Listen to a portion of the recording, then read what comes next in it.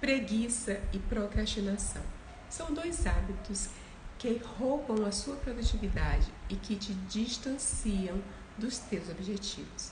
Você quer saber onde vivem, do que se alimentam e como funcionam e como vencer esses gigantes?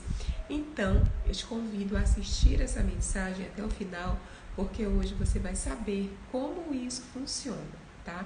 Mas antes de começar a mensagem, eu quero te dar as boas-vindas ao meu canal. Eu sou Vanessa Oliveira, sou casada com o Luiz, sou mãe do Miguel, de 3 anos, sou cristã desde a minha infância e sou advogada. E eu criei esse canal com o objetivo de compartilhar com vocês aquilo que eu tenho aprendido, que eu tenho experimentado da parte de Deus e que tem transformado a minha vida, que tem me transformado em um ser humano melhor, em uma mulher melhor, em uma esposa melhor, sobretudo com a chegada da maternidade, mas isso é tema para outro vídeo, tá? Agora eu vou te pedir uma coisa. Se inscreve aqui no canal, clica aqui no botãozinho aqui embaixo, ativa as notificações, já dá um like aqui nesse vídeo, tá? E depois que você ouvir a mensagem, você vai compartilhar esse vídeo com outras pessoas no seu grupo de WhatsApp e vamos ajudar a disseminar essa mensagem de transformação que eu sei que vai edificar a sua vida e a vida de outras pessoas também. Você vai decidir aí quem precisa ouvir essa mensagem, tá bom? Agora vamos à mensagem. Eu quero te perguntar o seguinte: você é uma pessoa procrastinadora ou preguiçosa? Sabe qual é a diferença entre as duas? Porque existe uma diferença entre as duas, tá? Elas não são a mesma coisa, tá bom? Como talvez você possa pensar. Eu também pensava, tá? Então hoje você vai entender qual a diferença entre preguiça e procrastinação, tá bom? Você vai saber como elas acontecem e claro que eu vou te apresentar soluções para te ajudar a vencer esses problemas, né? Soluções que eu tenho colocado em prática na minha vida e que eu sei, eu já experimentei, tenho praticado, tá bom? E sei que vai ser útil para você também. Então, vem comigo. Vamos começar então pela procrastinação, tá? O que é a procrastinação? É o ato de sempre adiar tarefas que você considera difíceis, mas que são importantes, né? Ou então você substitui por outras tarefas mais simples, tá bom? Ou seja, o procrastinador não é que ele não assuma responsabilidades, ele assume sim, porém fica protelando, né? Fica deixando sempre o mais difícil por último, o mais difícil para depois, né? Isso pode até ser aplicável em algum nível, né? Pode até ser bom, até ser inteligente em algum nível, mas é preciso ter cuidado, porque a pessoa procrastinadora, ela deixa as coisas para última hora, né? E isso acaba gerando ansiedade, né? E faz com que você se sinta sobrecarregada, tá bom? Eu vivo isso na pele. Eu tenho lutado para vencer, para dominar a procrastinação, né? Porque todos nós, em algum nível, temos o hábito de procrastinar, tá bom? Eu tenho certeza que você já se identificou, já se encaixou aqui nessa descrição, seja no momento atual, no seu momento atual de vida, ou em momentos passados, né? Em algum outro momento. Eu sei que você já se encaixou nessa descrição, tá? A verdade é que todo mundo tem algum nível de procrastinação, como eu disse, né? E esse hábito pode até ser aplicável ou estratégico em algum nível, né? O desafio aqui pra gente é manter esse nível, ó, lá embaixo, né? Atrás da largada, tá bom? Esse é o nosso desafio. E quando eu digo desafio, é porque realmente exige da gente habilidades para manter a procrastinação em níveis aceitáveis, né? Em níveis saudáveis, tá bom? Por exemplo, né? Você vai precisar desenvolver habilidades de organização, né? Vai precisar desenvolver a clareza, disciplina e determinação para dominar aí esse gigante da procrastinação. Eu não estou dizendo que é fácil, tá? Pelo contrário, é difícil, mas é possível e, sobretudo, é necessário para quem quer ter uma rotina mais produtiva, ok? A verdade é que tudo na vida que vai nos levar para um outro nível, né, que vai nos ajudar a progredir na vida, a avançar em direção a ser alguém melhor e a realizar os nossos sonhos, naturalmente vai exigir de nós o nosso esforço, né, a nossa coragem, o nosso desenvolvimento e também a prática de virtudes. Então, tudo na vida tem preço a ser pago, né? É uma questão de escolha. Porque perceba que não avançar na vida também é difícil, né? Também é doloroso, né? Reflete um pouco comigo. Se você não paga um preço altíssimo por não progredir na vida, por não avançar. Então, escolha o que você deseja pagar. Escolha o preço que você deseja pagar. Escolha o seu difícil, né? É difícil ouvir isso, mas é necessário, tá? Então, procrastinar em um nível elevado te traz muitos prejuízos na vida. Traz para mim, traz para você, traz para todo mundo. Então, a gente precisa escolher o que é mais difícil, procrastinar ou vencer a procrastinação, tá? E quais são os prejuízos que a procrastinação te traz na vida?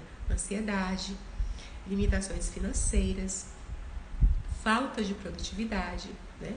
É o preço da procrastinação. E manter a procrastinação em nível aceitável, em nível saudável, também é difícil. Também tem um preço. Mas qual é o preço? Produtividade, realização pessoal, né? Você vai ver os seus projetos saindo do papel, ainda que lentamente, né? Mas você consegue, dia após dia, diminuir a distância entre você e o seu sonho, né? Que preço você vai escolher pagar? Qual montanha você vai querer subir? Certo? Então, agora vamos falar sobre ela, sobre a preguiça, tá? O que vem a ser a preguiça, né? Antes de continuar, vamos esclarecer uma coisa. Por que é importante a gente entender, a gente conceituar as coisas? Exatamente para isso, para a gente dar nome aos bois e agir no sentido de melhorar. Agora que a gente entende os conceitos, a gente vai melhorar, né? Melhorar a nossa condição. Então vamos lá. O que é a preguiça? A preguiça, antes de tudo, ela é considerada um dos 7 pecados capitais, né? O que é o pecado capital, né? Você já vê de cara que nós estamos diante de um tema importante, né? Então, o pecado capital é considerado um pecado cabeça, né? É um dos principais, é um vício que dá origem aos outros atos pecaminosos, né? Aos outros pecados, às outras condutas pecaminosas, né? Então, a preguiça, ela é a ausência do desejo de praticar atividades que demandem esforço. E isso é pecado. Por quê? Qual é o conceito de pecado? Pecado é errar o alvo, né? Então a preguiça, ela vai te afastar do teu alvo, ela vai te afastar do teu objetivo. Perceba que o preguiçoso, ele compromete a sua vida em todas as áreas, né? É a clássica figura da pessoa que vive lá jogada no sofá, assistindo a Netflix, né? Comendo normalmente bobagens, né? Coisas que não realmente alimentam de fato, aquilo que é mais fácil, aquilo que é mais prático, né? E sem querer assumir compromisso com qualquer atividade que demande esforço. Essa é a figura clássica do preguiçoso. Então, seja em relação ao trabalho, seja em relação à vida espiritual, a preguiça vai trazer prejuízos, vai te impedir de avançar. Se nós estivermos falando de uma pessoa solteira, isso já é muito grave, né? Porque essa pessoa está comprometendo o seu futuro. Agora imagine quando se trata de um ser humano casado, de um chefe de família. Aí o problema se agrava, porque essa pessoa está comprometendo também a vida da sua família.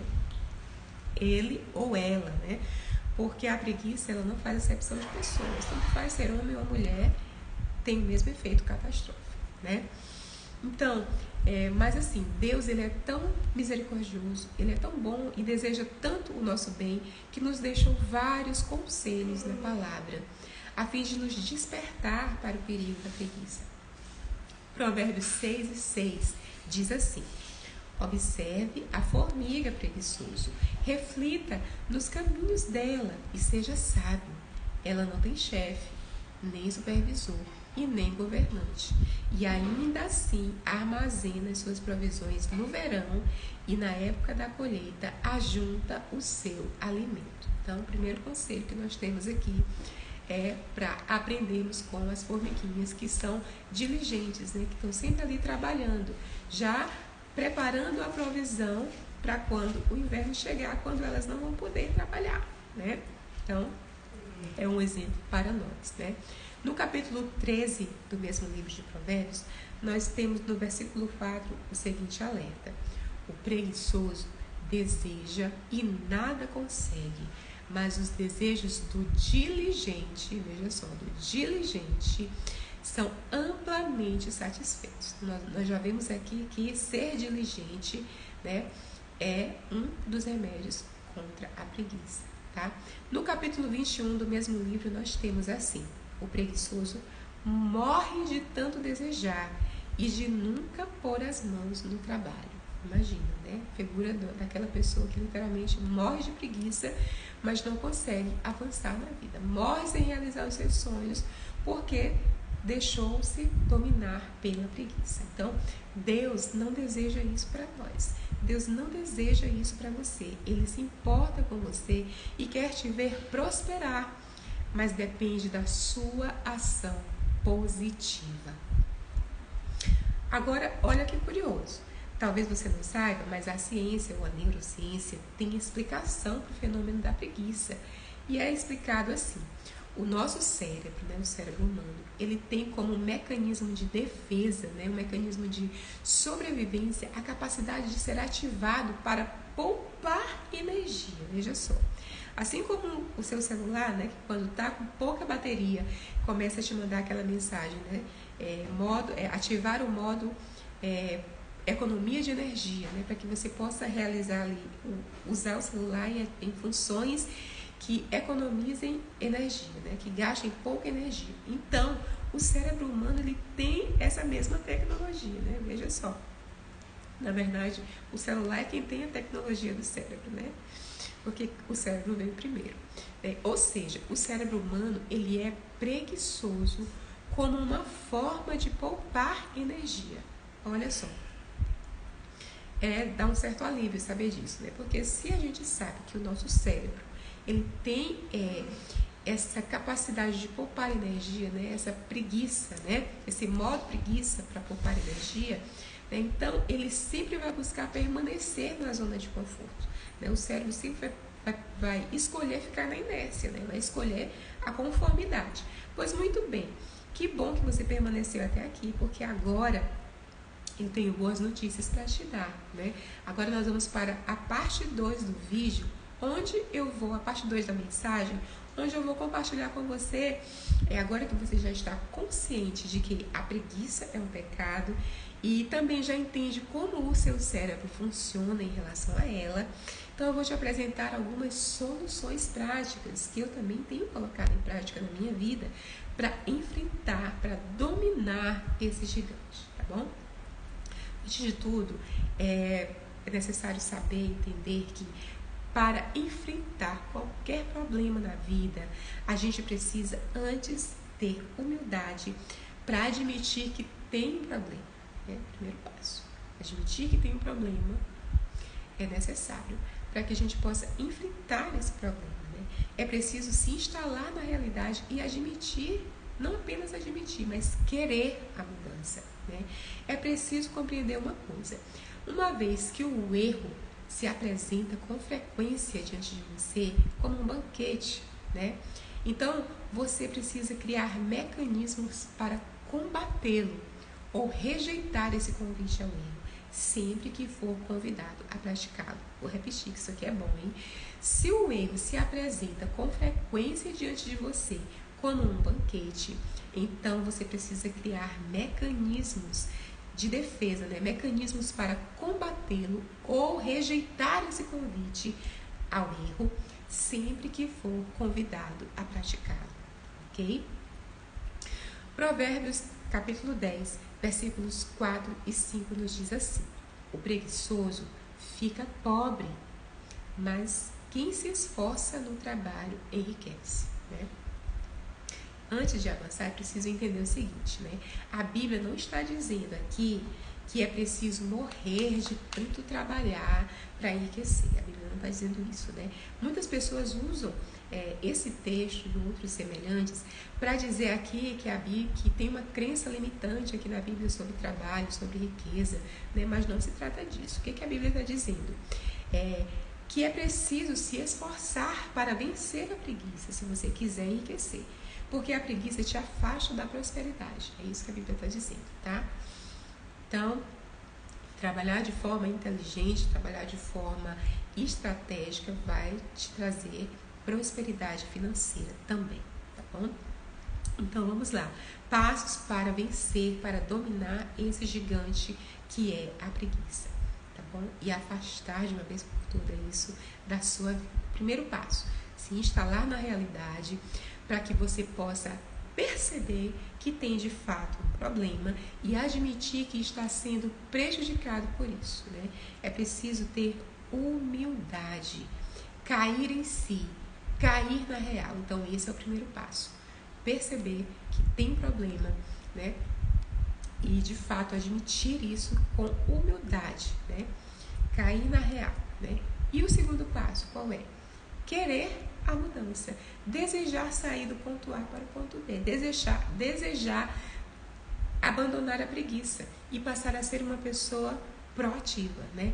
Porque não basta apenas saber que tem um problema se você não deseja mudar, né? Muitas pessoas sabem o que precisa ser feito, né? Mas não querem fazer. Então, não basta apenas reconhecer que tem um problema, é preciso querer, é preciso força, é preciso coragem para buscar a mudança. Eu acho fantástico que Deus, apesar de ser todo-poderoso, se importa tanto com a gente que enviou Jesus para essa terra. Para quê? Né? Para que Jesus veio a essa terra? Para cumprir um propósito, né? Que nós conhecemos muito bem, que é o propósito, que foi o propósito de morrer em nosso lugar, pagar o preço da nossa redenção e nos dar direito de viver com Ele eternamente no céu. Mas Ele nos deixou aqui, por enquanto. Nós estamos aqui nesse plano terreno, né? E você já se perguntou o que você está fazendo aqui nessa terra? Por que você está aqui nessa terra? Você já se perguntou qual é o seu propósito de vida, né? Esse é o maior questionamento da humanidade. Qual o propósito de vida? Qual o meu propósito de vida, né? Eu não vou me aprofundar nesse tema, né, nessa mensagem, mas o que eu quero te dizer é o seguinte: você está aqui para cumprir um propósito e para isso você precisa se desenvolver, né? Porque nós não nascemos prontos, né? E não estamos prontos hoje, né? Na verdade, eu tenho até uma notícia ruim para te dar sobre esse assunto. Você nunca vai se sentir pronto, totalmente pronto, porque você sempre vai sentir necessidade de aprender algo novo, né? De se desenvolver, de avançar. Então você nunca vai estar 100% pronto, 100% pronta, né? E isso é fantástico porque isso revela que a nossa capacidade de aprendizado, ela é infinita, né? A capacidade da nossa mente de expandir, ela é infinita. Isso é fantástico, isso é maravilhoso. Mas também revela a nossa limitação enquanto seres humanos. Nós nunca vamos realmente atingir essa capacidade plena de desenvolvimento enquanto estivermos nesse plano, né?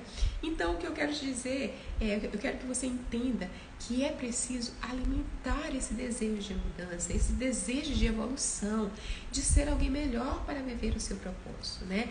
É necessário ativar esse desejo com frequência da sua mente, trazendo isso à sua memória, né? Alimentar a sua mente, as suas emoções. Esse desejo deve compor o teu imaginário constantemente, tá? E a preguiça, ela te impede de ter esse desejo, de alimentar esse desejo, tá bom? Então, olha só, a preguiça te impede de avançar em direção ao teu propósito de vida, ao teu sonho, ao teu objetivo, né? A cumprir aquilo que Deus deseja que você viva, tá? Porque Deus, ele faz a parte dele, mas ele não faz a sua parte, tá bom? Você precisa fazer a sua parte, você precisa avançar, você precisa vencer esses desafios que a vida te propõe. E viver é isso, né? A nossa vida, ela é permeada de desafios mesmo, de dificuldades, de aflições. O próprio Jesus falou que no mundo nós teremos aflições, mas que nós precisamos ter bom ânimo. Você percebe que tudo parte de uma transformação interna, de uma transformação da nossa mente. Então a gente precisa alimentar a nossa mente com esse desejo de mudança, né? O que Jeremias fala lá em Lamentações 3:21? Quero trazer à memória aquilo que pode me dar esperança, né? É interessante pensar que, embora Jeremias estivesse vivendo um tempo de dor, né, de lamentação por causa da situação caótica em que Jerusalém se encontrava, né, sob o domínio de Nabucodonosor, mas Jeremias, ele mantinha a sua mente íntegra, né, trazendo à sua mente aquilo que podia lhe dar esperança em dias melhores, em uma mudança, né, em ver a restauração de Jerusalém. Né? Então isso serve de exemplo para nós. Nós precisamos alimentar a nossa mente com os nossos sonhos, com os nossos desejos, com os sonhos de Deus para a nossa vida. E para isso precisamos mergulhar, fazer um mergulho na palavra, saber quem Deus é, para que assim possamos compreender o que Ele espera e o que Ele projetou para nós, tá bom?